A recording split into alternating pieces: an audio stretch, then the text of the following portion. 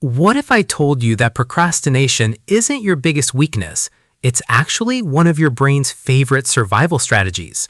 Every time you say, "I'll do it tomorrow," your brain quietly celebrates, not because it's lazy, but because it believes it's protecting you. And once you understand why, you'll never look at procrastination the same way again. Think about the last task you kept avoiding. Maybe it was studying for an exam, starting a business, going to the gym, or simply sending one important email. You probably told yourself, "I'll feel more motivated later." But later came, and nothing changed. Here's the strange part.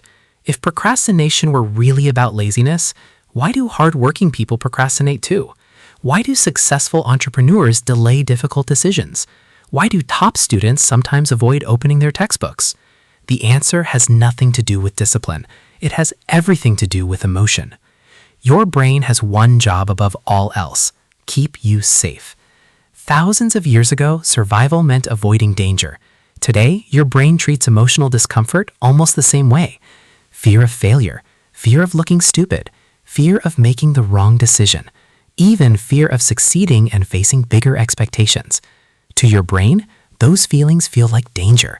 So instead of fighting them, it chooses escape. And procrastination is the easiest escape of all. Notice what happens the moment you postpone a difficult task. You instantly feel better. That relief isn't imaginary. Your brain releases dopamine, not because you made progress, but because you escaped discomfort. For a few minutes, avoiding the task feels rewarding. The problem is, your brain remembers that reward.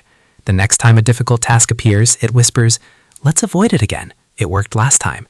Slowly, procrastination becomes a habit, not because you're weak, but because your brain learned that avoidance feels good. Now here's the twist most people never realize. The longer you avoid something, the bigger it becomes inside your mind.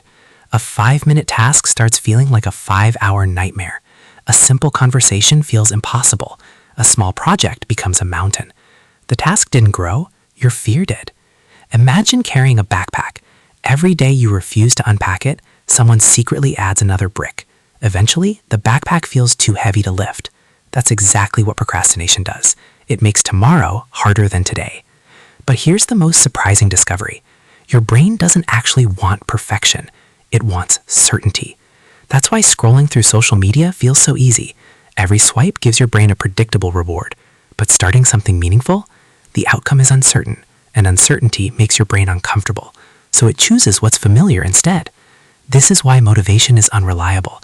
If you wait until you feel ready, your brain will keep moving the finish line. Because feeling ready isn't a requirement for action. It's usually the result of action. The people you admire aren't fearless. They've simply trained their brains to take the first tiny step before fear has time to take control. One sentence, one push-up, one page, one phone call. Small actions interrupt the cycle. And once your brain sees progress, it begins releasing dopamine for moving forward instead of running away. So the next time you catch yourself saying, "I'll do it tomorrow," ask yourself one question. Is this really what I want? Or is my brain simply choosing comfort over growth? Because every future you've ever dreamed about begins on the exact day your brain stops deciding what your life becomes.